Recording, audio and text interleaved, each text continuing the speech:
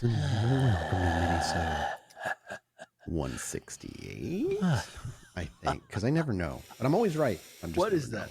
What is that? What is he holding? What are you squeezing? So one of those squeeze things. This is an inside joke for Final Fantasy 14 players that was given out at FanFest, but it's just a stress thing. And you can see I've used it so much. I'm wearing it. I'm wearing off the print. Oh, is that and the it's low mostly from this grapes? podcast. I'm just like, I gotta keep it together. One more episode. One more week.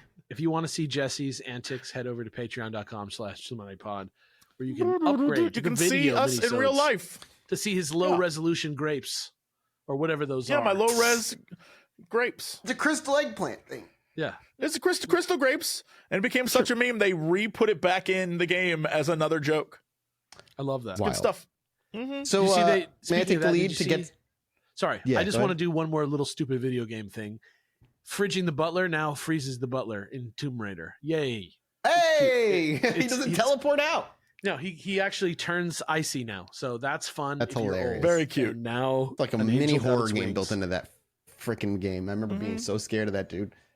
Let's take the reins and get this out of the way, because a few things have happened in the UAP world that are worth obviously just talking about. Kirkpatrick, for one, wrote his op-ed and was published, and then the DoD released a statement the same day, and then another declassified budget briefing was released and then removed and then not put back up. I checked the next day; it still wasn't there. I need to check again today, but no idea. And it's interesting because the op-ed from Kirkpatrick is filled with lies straight up with some of them, and complete removal of facts for others. He consistently said, for instance, that Grush kept talking about aliens from other planets. And one of Grush's biggest things coming forward was, I don't want to use your word extraterrestrials because that's not what I think, like what I've been informed that they are. So right out the gate, he's just making shit up with Grush. But the other thing that he just neglects to talk about, and it's a big thing, having said, basically the piece basically said, it's not extraterrestrial or whatever. Fine. Here's the issue. One, he openly said when the AARO was made, he only has Title 10 clearance. What Title 10 clearance means is he has access to Army and naval records, but nothing within the intelligence community and nothing over active war zones. So any of the stuff like the Mosul orb and all that stuff, he was not privy to. He also actively said that means he cannot investigate the Nimitz encounter, and the only information he had on the Nimitz encounter is what the public had. This is his own words. So he isn't even able to investigate some of the most prominent UAP reporting and sightings that are on there. And then goes on to claim that though with his Title 10 clearance, he got to see everything and he made a decision. Moreover, ARO is still going. He's being replaced, and it's still continuing under new leadership, and it's going to continue doing studies. And the statement that was released by the DoD the same day Kirkpatrick released his op-ed basically said, we don't have any cohesive way or funding to accurately and successfully study the UAP phenomena. So Kirkpatrick comes out and says, I did all the studying. Here's what we found, nothing. The DoD then goes, we actually don't have any way to comprehensively study the UAPs. And then a week later, we learned that the SWAP was real, something that Elizondo claimed in 2018, and the government and a bunch of people, including Kirkpatrick and Susan Gao, said isn't real. And then it came out in the fucking funding papers that were removed in like 2 hours. And now we don't know if they're out there right now at all. And they were on the military's website. It just, for clarity, real quick for clarity, Mathis messaged us like, yo, I think am I going insane? What does this mean? And sent a link. And within moments of clicking that link, it was 404'd. And I was like, bro, what? Mediadefense.gov. It is still 404'd, by the way. I clicked on it again right now. Still not there. You just sent it. Yeah, it was media.defense.gov/2024/Jan/25, the day it was posted. And we've confirmed there's no other link? /20. I have not found any other link that leads document to this. site or anything that not that's been made public.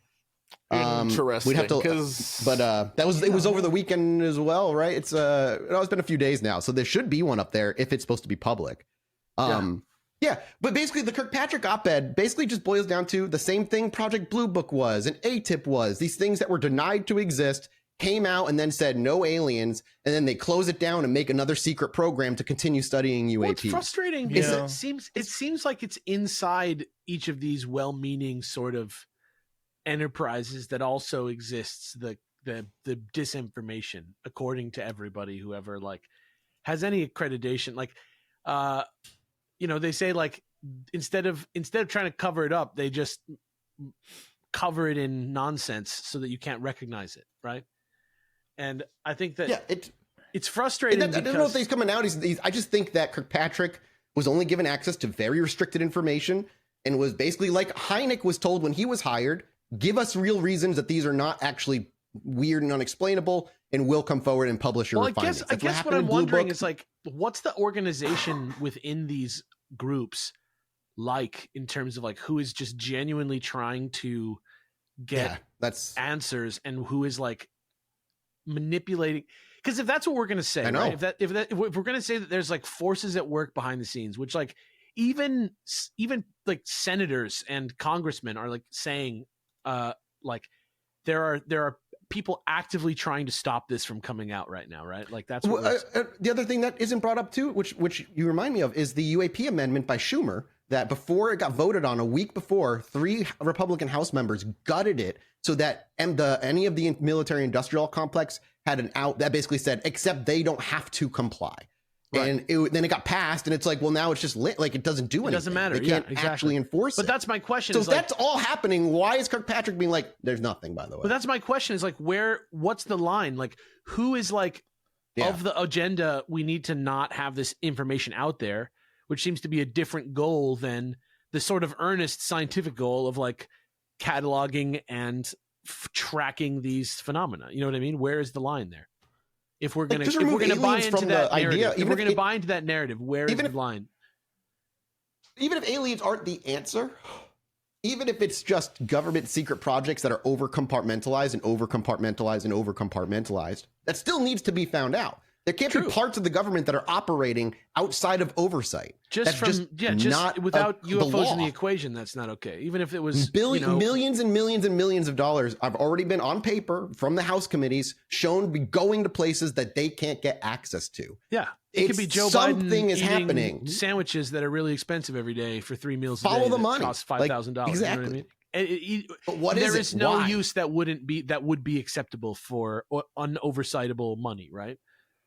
I mean, the answer is really simple and sucky, but it's true. The whole, like, where's this money going? What's going on? We're spending money on things that don't make any sense.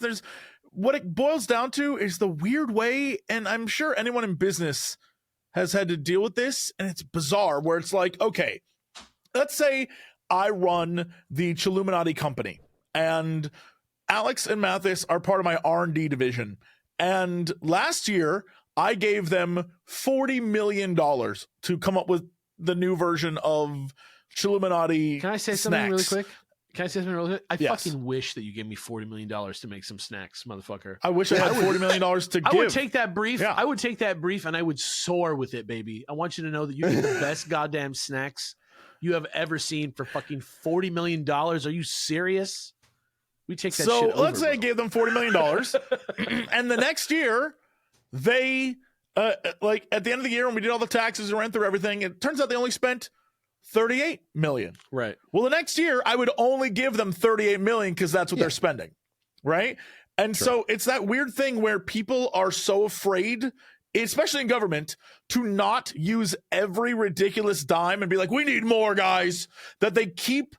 They'll like, instead of, if you could get a bunch of tissue paper for $6, they get the $12 version, right? We got to spend that money. And it's such a weird thing that it ends up with the old, like, $800 toilet or $500 hammer, like those things where money vanishes because we know the Pentagon failed its audit multiple times and we know all this stuff, but whatever this aspect of like compartmentalization is, there's just shit around it that is also like fucking weird and red flaggy. Like, but what I'm saying is they'll never let us follow the money, because once you follow the money, then you realize how absolutely dysfunctional the entire federal government is. My question is just genuinely, I definitely like, agree with you. If you're an expert and you're listening to the show, if you're like an educated person in this matter, like how often is classification and like top secret designation used to like circumvent oversight.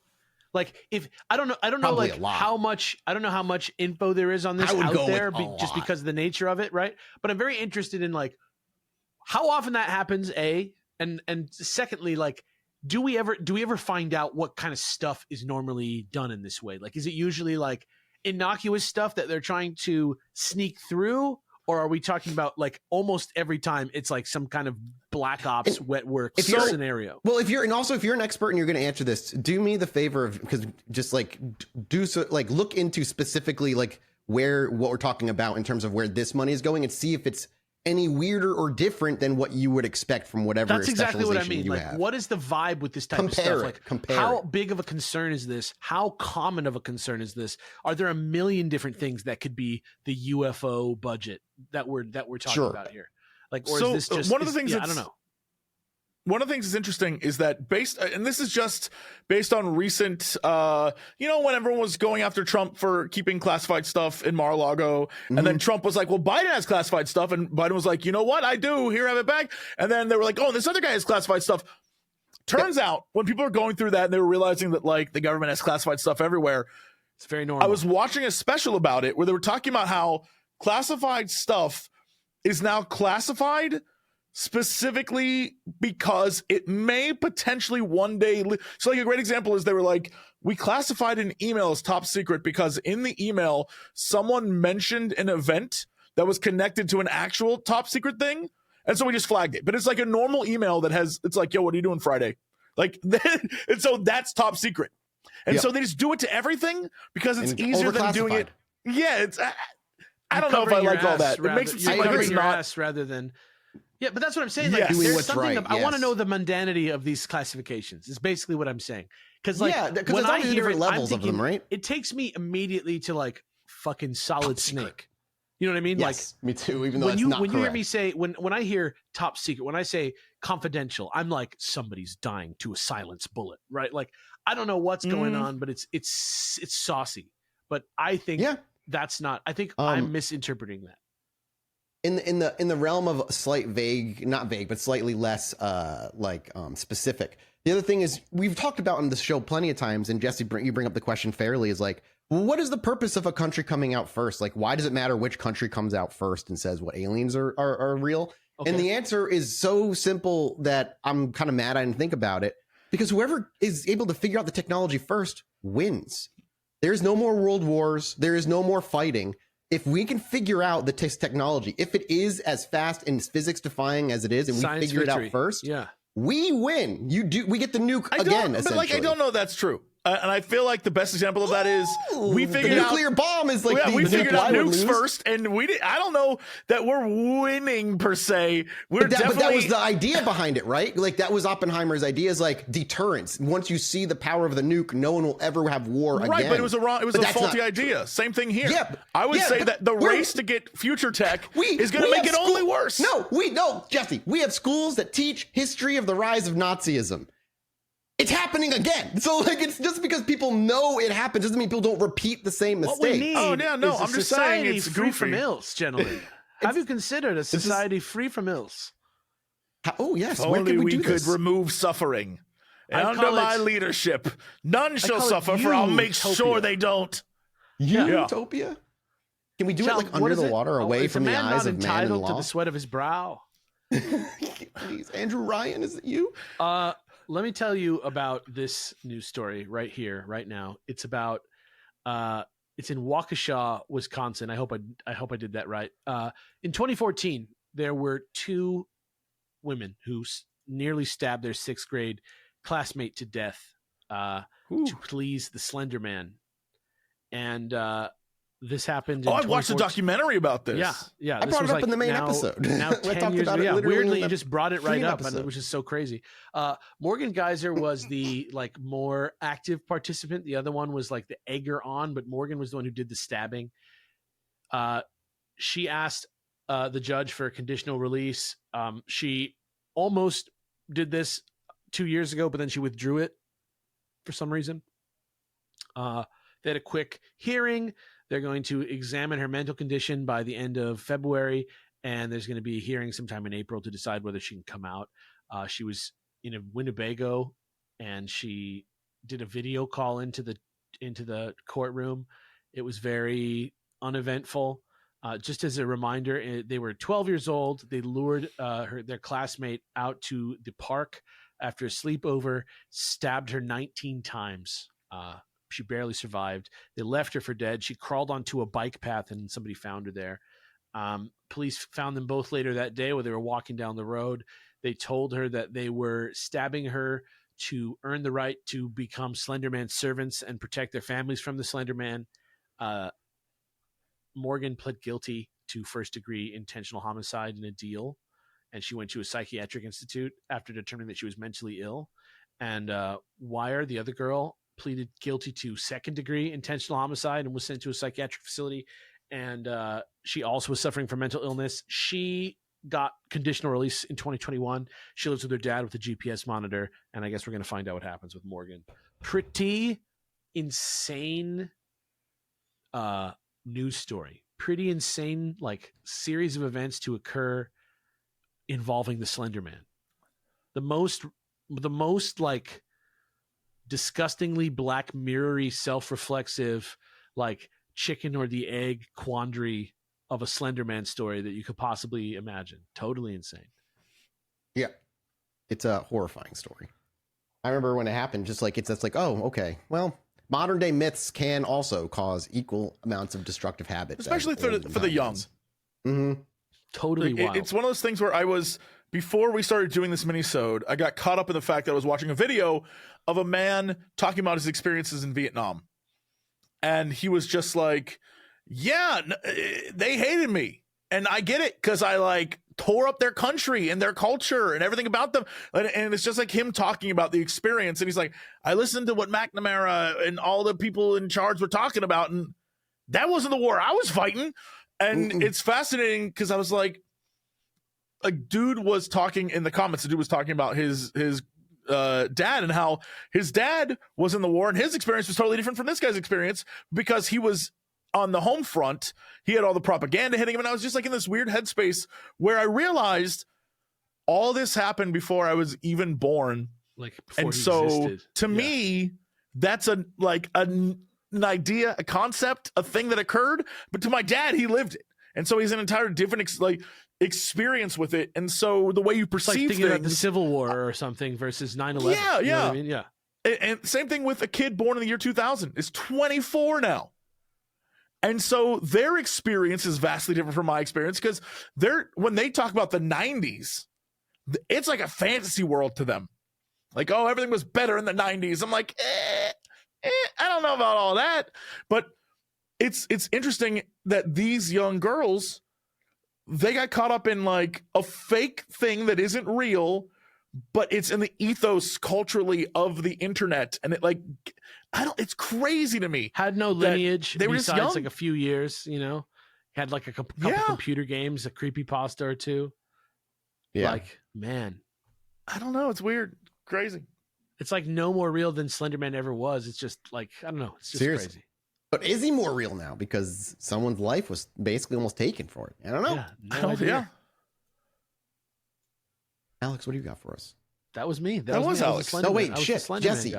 Jesse, what do you got? Well, Jesse took over and I got confused. My brain mushed them all up. It's all right. You can be confused, because we now look more the same than me and Mathis or Jesse and Mathis do. So I get it. Jesse and I look more the same. I'll take it. Than anybody else. Appreciate on the excuse. Yeah.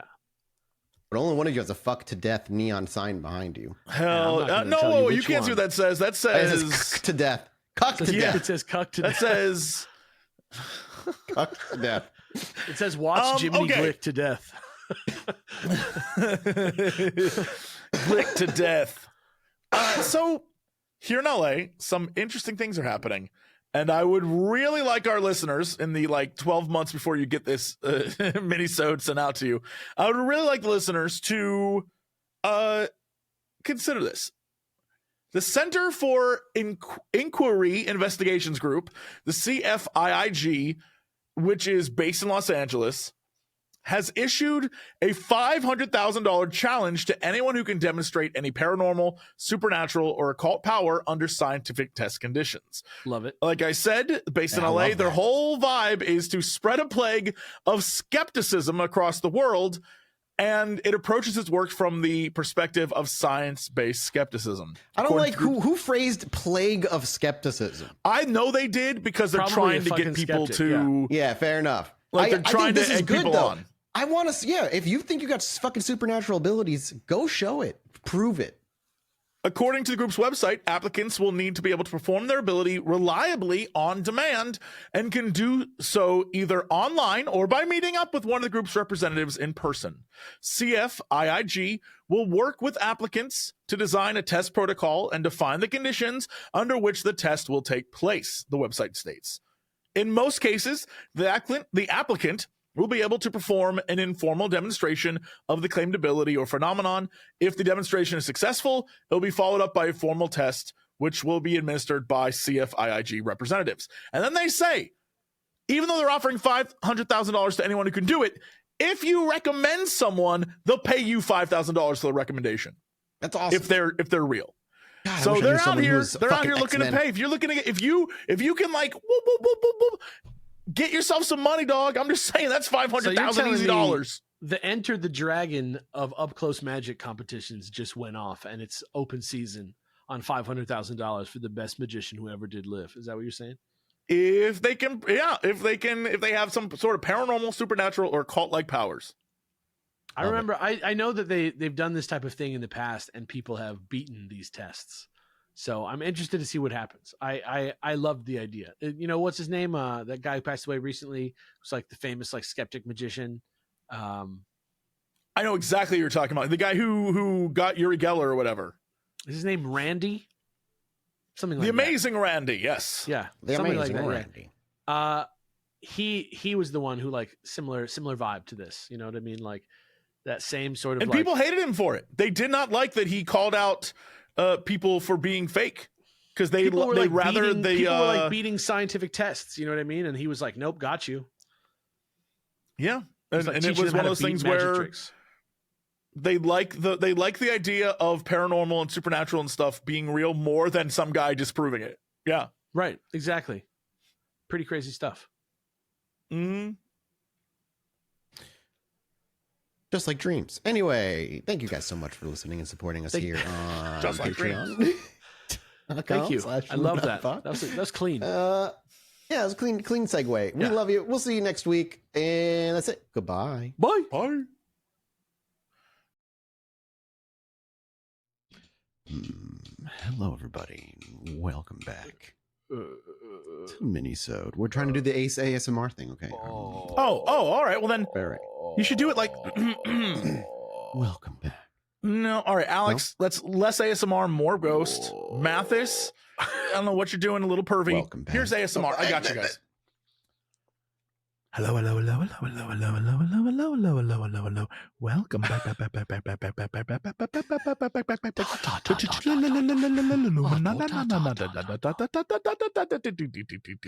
The bonus show. Yeah. Or we could do the pervy version, which is like, welcome back. welcome back. That's terrible. Welcome back. Anyway, can't wait for this to come 168, something like that. What'd you bring to the table for me today, boys? What do we have? Do we want to talk about just the ad? Did you see the Martin Scorsese ad? There's really nothing to talk about. It's an ad. You didn't watch it? No. It's only like a minute long. You're not going to sell me on websites. They can't get Squarespace.com. They can I'm not sponsor us. They're welcome to. For fun. No, it's Scorsese, whatever. It's fine. Fine. All right. What'd you bring? I have a reader story, listener story that I think is more than interesting. More than interesting. I'd say it's hot off the presses, good shit. Do you want to hear it? Are you ready for it? I mean, yeah. Do we have a choice? No. This is from agitated account 8546. It's called Navy UFO UAP Experience. Is this where we post the stories? Longtime listener, and always thought I should share this story with you guys. This is a story of what I actually saw while I was in the Navy. I was in the Navy from 2009 to 2015. In 2012, we were somewhere in the Persian Gulf providing security to the aircraft carrier in our strike group. This is something we did often. It made up about 80% of our deployments during the War on Terror. I had just gotten off my watch, and it was like 1 a.m. I went to the back of our boat called the Fantail, where we had our smoke deck. Bad habit, I know, but in the Navy, the only time you get a break is if you smoke. While I was out there were a few others out there with me as well. One guy was a CT and handled a lot of tech stuff and had like top secret security clearance as he handled the encrypted messages the ship would get. Another was a gunner's mate, and then there was the saltiest senior chief you could imagine. Old guy, like didn't take any bullshit and would tell you how it was. While we were out there, we saw 2 solid bright lights moving in the carrier's direction, not unusual or anything, but the senior chief grunted and said something under his breath about like, that's weird. We asked him what, and he said, he just came from combat, referring to the combat central where they watch all the radars and stuff, and they didn't have any flights in the area. Just then, we heard his radio. It was the captain calling from the pilot house asking combat to ID the lights on the radar. They called back saying radar is clear. The captain, clearly irritated, said to turn on high-frequency radar because they have eyes on 2 aircraft headed directly towards the carrier. We had since moved closer towards the aircraft carrier, and we could hear their intercom on the carrier calling to ready the Alert 5 aircraft. If you've watched Top Gun, you know these are pilots that get in their jets and should be ready to launch at moment's notice. Still watching these lights coming closer, but not like changing direction or anything, and they didn't seem to be changing elevation. The senior chief's radio came on again. The captain, furious at this point, is screaming at combat, "Give me a fucking ID on those aircraft again." They respond, "Nothing is on radar." It was this moment we hear an alarm from the carrier, and they launch the Alert 5 jets. 2 F-18s launch, and a third launches shortly after them. They go fully vertical at full afterburner. It was so loud and had their huge orange and blue cones behind them. They start climbing quickly, and at this point, the 2 lights suddenly just stop, like not slow to a stop, like full immediate stop. All of a sudden, these 2 lights start shooting back the same direction they came, but like 3 times faster than they come. The CT guy was watching like, what the fuck? Saying there's no possible way something could turn and move like that. Our 3 jets, still at full afterburn, are leveled out now, chasing these lights that are moving way faster than our F-18s. We stood out there shocked watching this as they're way in the distance now, way ahead of our jets. When the ship calls on the intercom to set River City 4, which is like code for shutting down internet and phones and basically shutting down all ways the crew can communicate with the outside world. I went to bed, or attempted to at least, and never heard anything about it the next day. The internet was back on and everything like it had never happened. I almost thought I dreamed it, but the guys that were out there all affirmed that it in fact happened. I had always had an idea that aliens were real. It's funny hearing all these stories about pilots' real encounters now and the government basically saying, yeah, this is all real and we have no clue what it is. But seeing something like that night, watching the most capable military aircraft totally get smoked in a speed test and something completely evading all radar, it completely eliminated any ounce of doubt in my mind at that point. I'd love to hear your take on what I saw. Totally feel free to use it on the podcast. I don't believe in all the deep alien stuff about reptilians and greys and stuff, but there's definitely something bigger out there that we are seeing. I just really like hearing you guys break things down, and I love how passionate you guys get about this stuff, except for Alex, but I'm a huge history buff too, so I love historical perspectives on things too. Roasted. If you need more details or whatever to verify the story, I can provide some. I specifically left out the name of the ship I was on and the carrier. What do you think about that? I mean, you know, I love the story, first of all. Fucking interesting, right? It lines up with a lot of the public whistleblower stories of like Graves. Though Graves saw a lot more than that, but it's that same thing. It's making maneuvers at speeds that shouldn't be able to happen unless they would liquefy the person if there's a person in there. Turns at angles that make no sense, stopping on a dime, and being able to just outrun your goddamn best airplanes is what I don't know what to say. Like I have no answer. It's fucking weird. Yeah, it's a very realistic story, a very like standard story, and I love the sort of over itness that military guys that I talk to these days have about this type of stuff now. They're like, oh, I guess people are finally catching up to this stuff, you know? Because because they're think about used it. to not knowing the answers and knowing that it exists, which is interesting. What's really cool is the podcast has been around long enough now where like we were around when like a public or rather like official UAP report through lines for pilots and stuff became like actual, because before it was nothing more than like you might write a note in a notebook, but there was no way to report it and you were laughed at if you did, so you just didn't. And that new official like reporting of UAP sightings is new, so like we're kind of getting more and more stories of these pilots who see things. There was a thing that it came out yesterday. It was Canadian Airlines and a bunch of Canadian, it's only the audio, but it's Canadian pilots talking back and forth because they're watching these lights in the sky that are moving in ways that it shouldn't, and they can't explain it. And they, it's happening all over the place. It's been happening for a long time. We just only now are having the ability to have more of a public discussion around it without it being seen as laughable for everybody. It's wild to imagine like showing you an article from today at the beginning of the show. Yeah. It's weird. Yeah. It's very, but like, I definitely like, it's not the first story I've heard like that. We've had a couple emails like that. They didn't give any permission to like talk about on the show. So make sure if you ever want us to read something on the show, really, I need explicit permission. The only time I've ever broken the rule was for Kels because I was able to just directly ask her. Right. Yeah, exactly. And even then you didn't break the rules. So I still got permission. Yeah. So yeah, exactly. But it's fascinating because there is no explanation, right? Like that's the thing. And that's what's so difficult to talk about. It's I don't know. I don't know what it could be. The radars pick it up. They have eyes on it. They try and follow it, and there's just no way. Yeah. It's literally something. Something is there. Physically, something is clearly there. Yeah, it's weird, man. It's very, very weird. I'm trying to find the G-force of just stopping. I'm fascinated because like the G-force of traveling very quickly is one thing, but it's the same thing when you decelerate very quickly. There's another opposite. I'm trying to figure out like, because you were saying liquefying, if G-forces, can you mash? Let me see. Have you ever seen anyone? You said it was an F-15? F-18. Like, have you ever seen anyone get hit with G-forces? And there's videos of it. They instantly become old people. It's like the gravity pushes their skin in the craziest ways. It's like one of the big things that's stopping us from space travel. Yeah, and so if there's like an instant stop, that how when you land, there's a whole experience there if you're in a plane. So an instant stop, you wouldn't just forward.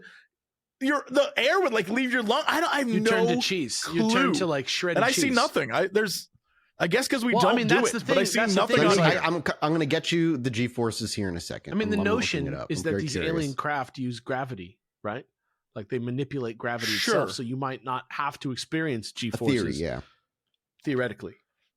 It's, whatever they're doing, gravity isn't affecting them in the way it affects physics as we know it. Right? Yeah. But they could be creating, like if we are going nuts and bolts, they're using technology. It's not like another dimension thing. Then they have to have come up with a way to maybe create a mini well of gravity in front of them or any direction that they're going. So they're traveling via gravity pulling them, which is why we don't see like any physical form of like an afterburner or any form of propulsion. So yeah, it's interesting. I don't know. Okay. So from going from an F-18 Hornet at full speed to stopping that happens at about over the course of a single second is approximately 62.9 Gs. There's no, all right, 10 Gs messes you up. 9 That's what I'm saying. Liquefied. 60? Liquefied. And that's just the F-18 Hornet going at its max speed. These things are going even faster. Which didn't even kiss the things in this story. And F-18 Hornets, their max speed is Mach 1.8. That's as fast as they can possibly go. Also, just for the record, like the way planes are designed, they're not designed to stop. Like midair, they aren't designed to hover. The lift under the wings and whatnot. The whole idea is you're moving forward, right? Like there is no like it's the reverse on the plane. Like that's not how that shit works. And so I genuinely don't know.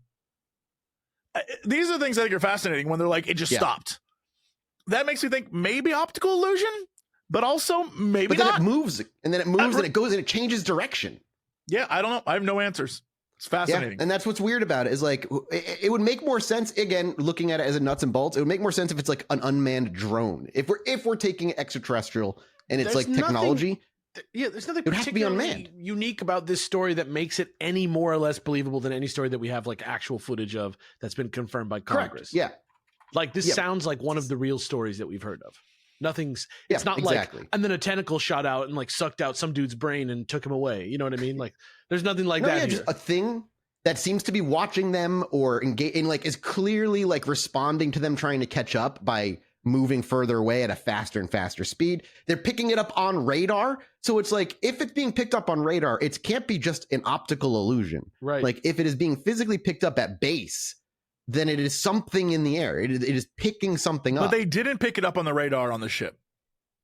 I thought he said he did pick it up. Oh, did I miss? No, they misremember? didn't pick it up. No, Gotcha, that was gotcha. why the captain was like, "What's going on?" Okay, so that's interesting then. Yeah. So I guess it was, but if it's, yeah, I guess I want clarity. Like, was it moving erratically? Like, how was it moving? No, they said it was approaching the ship. They So were yeah, like, it's just typical. it So was it's typical. coming, and they thought they should be seeing it, and they just weren't seeing it. It's just crazy. It's just a crazy thing. But that's what happens to commercial airliners too. When you hear their audio, they go back and they radio back and they're like, yeah, we don't have anything on radar. They're like, we see these flashing lights. They're in front of us, maybe approximately X miles. But and it might be active, like, because that was the thing with the Mosul orb and the other footage that we have. The one part that we really never talked about on the show, rather, but it's talked about everywhere else, is they couldn't actively lock onto it, which is why it was always like a panning, like following, because they couldn't actively lock onto any of these things. And so it would make sense if they're not appearing on the radar, then it would probably be like a jamming of some sort. Yeah, it's weird. It's fucking weird. Or just better tech. Like there's things that don't appear on radar now that we have. Well, that's what I'm saying. Yeah, but like it's that coupled with moving in a way physics doesn't explain as we know it. Yeah, well, physics could explain it. We just don't know what it is. Yeah, we can't make our things go that fast. Yeah, Right, physics right. gets better. Yeah, physics explain it. We don't have the capabilities because we're still using basically explosions to propel us forward. Right.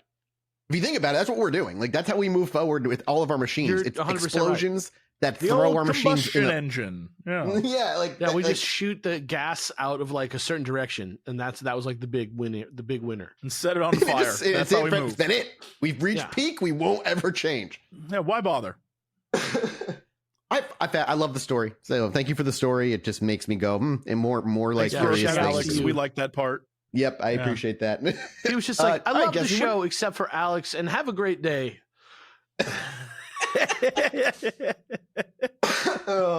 Jesse, what do you have for us? Well, gentlemen, in case you weren't aware or you're out of the loop, NASA sent a probe to the asteroid Benu, and it scooped up a whole bunch of that space rock, and it finally brought it back. And the reason why this is super awesome and super important, the reason why they would do that is because the thought was the asteroid would contain leftovers from the formation of the solar system about 4.5 billion years ago. And so That seems dope. they got samples of the space rock, and like most things NASA does, as I think we've discovered on this podcast, they kind of like dole it out to different universities and different scientists, and everyone gets a little bit to mess with. Mm-hmm. And so one of these bits of samples went to the University of Arizona, which received, according to them, 200 milligrams of space dust for analysis. And the cool thing that everyone's sort of discovering about these Benu samples is that it contains plenty of water-locked minerals, like things that suck up water, like clay, and things that are rich in carbon, nitrogen, sulfur, and phosphorus. And I guess there's going to be the Lunar and Planetary Science Conference held in Woodlands, Texas next month that will be about sort of discoveries on this. And they're already saying one of the early findings is that the asteroid's material under inspection looks distinct and different from anything else they've ever seen in their meteorite collection. The biggest thing they found is that the asteroid contains high concentrations of phosphate, which has never been seen in meteorites before. However, these high concentrations have been detected in extraterrestrial ocean worlds. For instance, one of Saturn's moons, Enceladus, I hope that's how you pronounce that, contains these high phosphates. a key building block for life, and at levels which are higher than Earth's oceans. And then one of the quotes was, Asteroid Benu may be a fragment from an ancient world. This is still highly speculative, but it is the best lead that we have right now to explain the origin of the material. And that's kind of where they're at. They're going to do a whole conference on it. And I think it's super interesting that we can land on asteroids now and scoop up bits. And two, that we're learning like, wow, this thing that hasn't been touched since whatever the hell happened to it has a historical record of like an ancient alien world? ? Very cool stuff. I mean, the other things we talked about last week is they also, NASA also talked about recently the whole super Earth that they discovered with the Hubble, not the Hubble telescope, the James Webb telescope, which is this thing crazy. Is interesting because it isn't out there stuff. This is an ancient world with water from our own solar system, which could be one of those like, again, past Mars is an asteroid field and no one's quite sure what the hell caused that. Potentially a planet was there and now it's no longer there. And so maybe there was at one time in the 4.5 billion years that our solar system existed, another planet that existed there and was destroyed by some means. And we have some sort of record of its existence from that asteroid that's flying around. It's interesting stuff. We just don't know. Our solar system's been around a while, and we are like even dinosaurs are a little baby fraction of that. It's like an ice core of the whole. I mean, it's true. Everything. Yeah, it's kind of cool. Mm-hmm. Yeah, it's nuts. Kind of going on that. There's an update with Avi Loeb, which is what I want to talk about today. If you don't remember who Avi Loeb is, he was one that got the funding to go out into the ocean and track where the meteor, and he got a bunch of stuff. And then much like Jesse, you were talking about with that, he took all those things and sent it to multiple universities to make sure it was like studied under appropriate, scientific method. Mm-hmm. And he has come back with some evidence that we're going to talk about. This was published two days ago, and I'm reading this on good old WGBH.org. Shout out to that. I used to watch that channel a lot as a kid. Harvard astronomy professor Avi Loeb believes he has new evidence of the extraterrestrial nature of this asteroid. I don't know why they put alien spacecraft. He never says that. Weird. Last June, he recovered small magnetic spherules from the Pacific Ocean and claims that the small round objects were from a watermelon-sized object that collided with Earth in 2014. And remember, he worked with the government where they had kind of narrowed down where they believe it had hit, and that's when he went out there for 2 or 3 weeks. He goes, quote, "It raises the possibility that it may have been a Voyager-like meteor, maybe artificially made by an ancient civilization." He first put out a preprint with his findings last summer, and since then, several researchers unrelated to the expedition have, of course, pushed back on his analysis. One 2023 paper deemed the spherules were made by human-produced coal ash, and so he's been working to see if that's true. And he goes on to say, Loeb put out this week that he debunked the theory. Quote, "What we did is compare 55 elements from the periodic table in coal ash to those special spherules that we found. And it's very clearly different things. It's not based on opinions. And of course, if you're not part of the scientific process or misunderstand the process itself, that you can obviously raise a lot of criticism." But he goes, "By now, my skin has turned into titanium."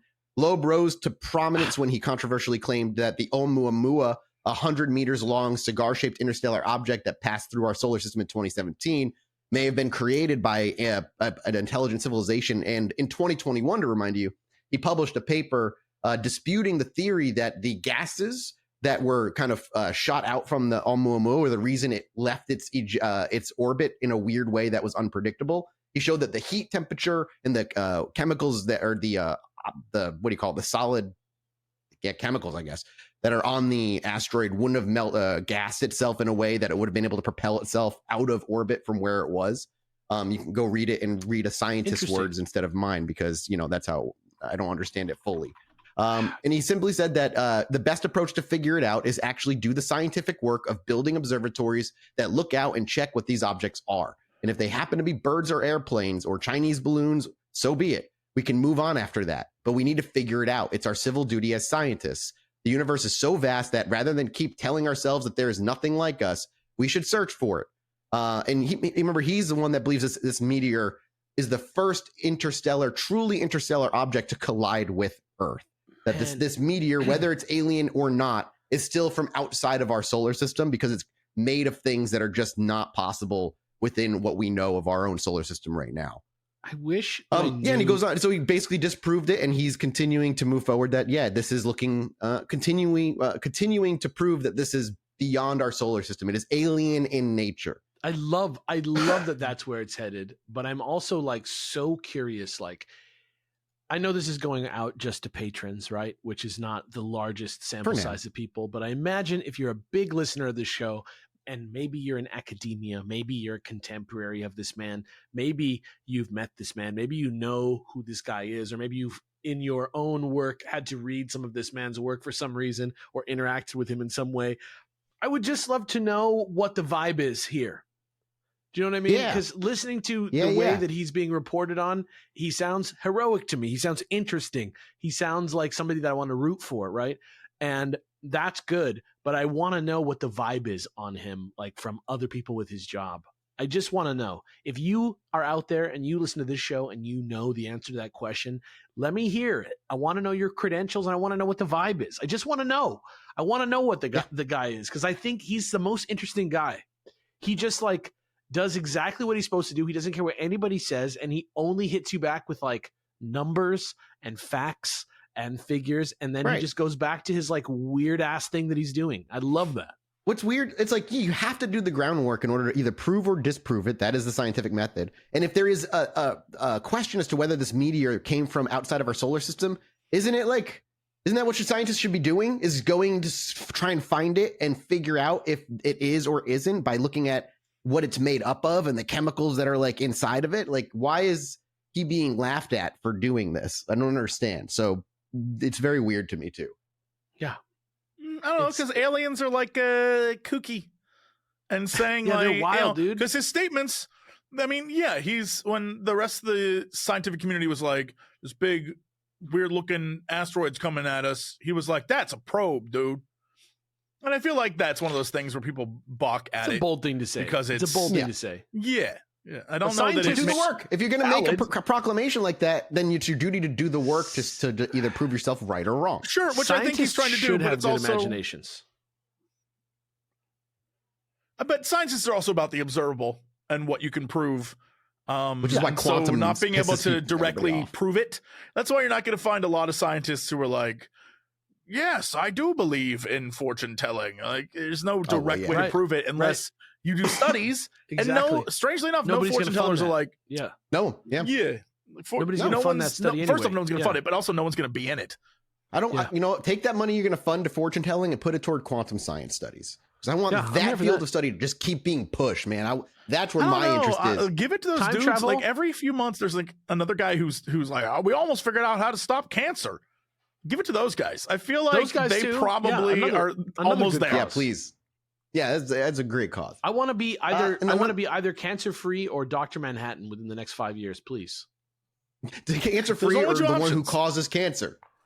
No, he doesn't cause cancer. He was accused of causing cancer. He was accused. Yeah, it was a setup. Calculated PR campaign to make him leave the planet Earth in time am I part of that PR campaign? Stage his coup. Maybe I'm getting paid to say the things that I'm saying right now. That's true. That's worth thinking about. Worth talking about.